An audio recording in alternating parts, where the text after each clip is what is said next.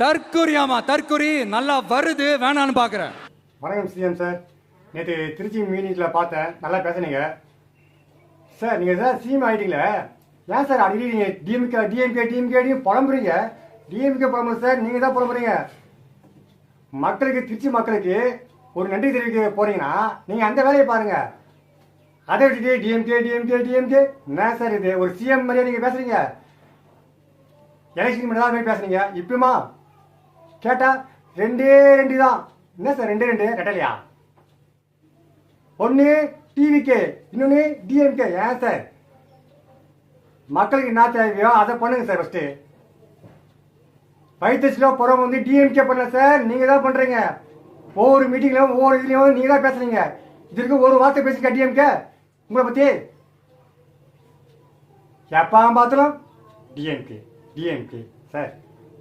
வந்த வேலையை பாருங்க சார். சிஎம் ஆயிட்டீங்க, பொதுமக்கள் என்ன பண்ணுவோம் அதை பண்ணுங்க சார். திமுக வந்து இப்போ தீய சக்தி மட்டும் இல்ல, மக்களை விட்டு ரொம்ப தூரமா போன தூர சக்தி,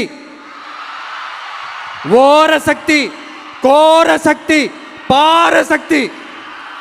ஸோ இன்ஸ்டா ஓப்பன் பண்ணாலே பார்த்தீங்கன்னா இன்றைக்கி திருச்சியில் வச்ச மீட் பற்றி தான் எல்லாமே போயிட்டுருக்கு. ஸோ அவ்வளோ மாதம் எடிட் பண்ணி பிஜிஎம்லாம் போட்டு சூப்பராக வந்து போஸ்டெல்லாம் போயிட்டுருக்கு.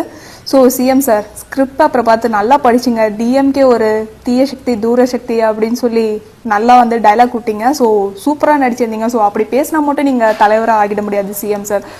ஸோ எப்பயுமே ஸ்டேஜில் ஆன் ஆகிற உங்கள் மைக்கு சட்டசபையில் மட்டும் ஏன் மியூட் ஆகி இருக்குது? ஸ்டேஜில் நீங்கள் பேசினா கைத்தட்டுறதுக்கு அவ்வளோ பெரிய தற்குறி கூட்டம் இருக்குது. பட் சட்டசபை அப்படி இல்லை சிஎம் சார். அங்கே கேட்குற கேள்விக்கு நீங்கள் கண்டிப்பாக பதில் சொல்லியே ஆகணும்.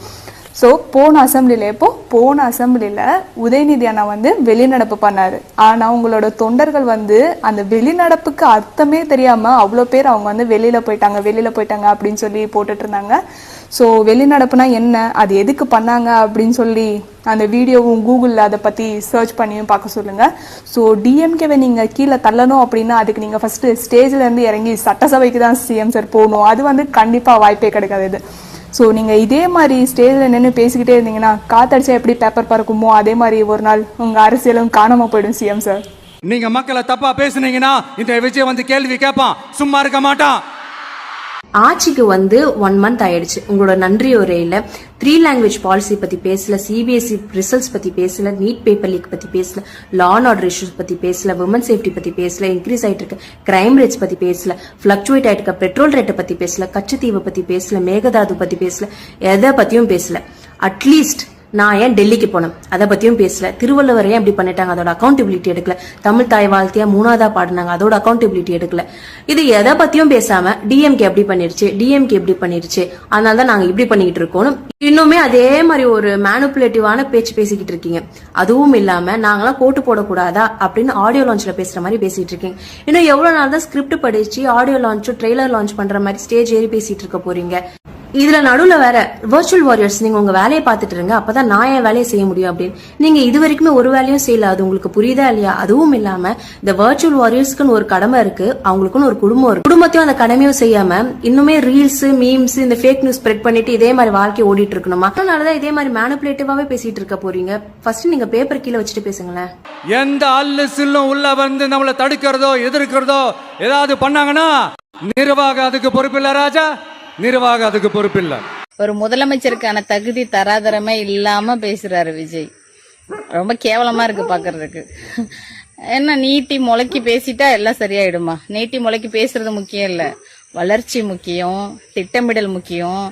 நான் எல்லாத்தையும் அறுத்து தள்ளிடுவேன் அப்படின்னு வாயால சொல்றது பெருசு இல்ல, அறுத்து தள்ளுறதுக்கு தெளிவான பிளான் வச்சிருக்கணும்.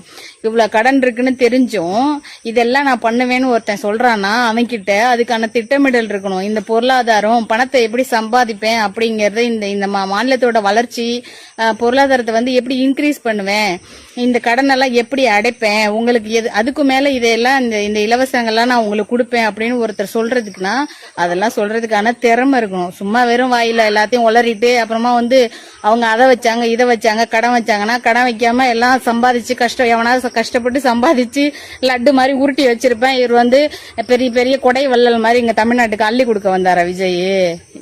இன்கம் ஜெனரேட் பண்ணி அப்புறம் பெரிய இது மாதிரி வந்துட்டு இப்பதான் இது என்ன டிஎம்கேன்னு இப்பதான் வாயிலுக்கு வடை சுட்டுக்கிட்டு இருக்காரு. டிஎம்கே தான் டிஎம்கே பண்ணதுல தான் நீ இப்ப ஏறிக்கிட்டு மஞ்சள் குளிச்சுக்கிட்டு இருக்க.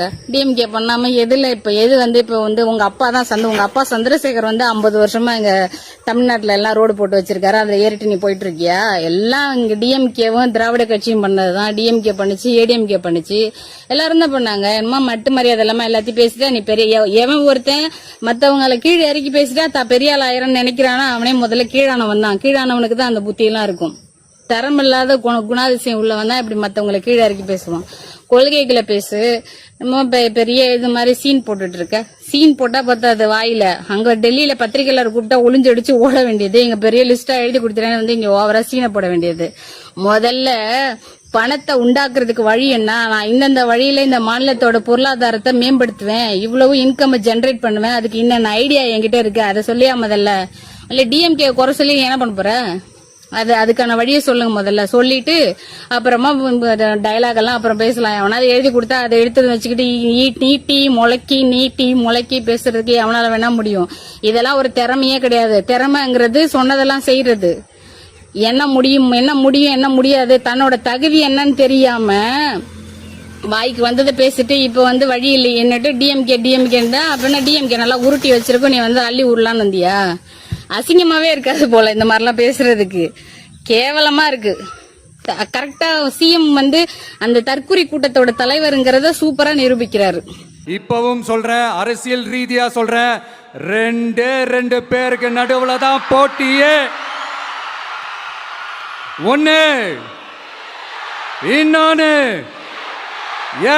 ஒன்னு டிவிக்கு, இன்னொன்னு டிஎம்கே. இந்த தேர்தல் பிரச்சார டைம்ல தான் திமுக கத்தி இருந்தவரு இப்பயும் போயிட்டு திருச்சிக்கு போயிருந்தாரு. அந்த இடத்துலயும் போயிட்டு திமுக கத்திட்டு இருக்காரு. திமுகவுடைய தலைவர் உடன்பிறப்புகளை வாங்க உங்க கருத்துக்களை சொல்லுங்கன்னு சொன்னா உங்களுக்கு ஏன் சார் எரியுது? ஏன் திமுகவை பார்த்தா பயமா இருக்கா சார் உங்களுக்கு? அடுத்தது இன்னைக்கு ஸ்டேஜ்ல ஆனா செம்மையா ஸ்கிரிப்ட் எழுதி கொடுத்திருந்தாங்க சார். செம்ம பஞ்ச் டைலாக், டைமிங், ரைமிங் எல்லாமே உங்களுக்கு ஏத்த மாதிரி எழுதி கொடுத்திருந்தாரு. அவருக்கு பாராட்டுகள். மிஸ்டர் விஜய் அவர்கள் என்ன சொல்லியிருந்தீங்கன்னா, நீங்க இன்னைக்கு 6 மாதம்னு சொல்லிட்டு 6 நாள் கூட பொறுக்கல, அரை மணி நேரம் கூட பொறுக்க முடியலன்னு. சார் நான் என்ன சொல்றேன்னா, நீங்க பதவியேற்ற உடனே உங்களோட விர்ச்சுவல் வாரியர்ஸார 6 செகண்ட் கூட பொறுக்க முடியல சார்.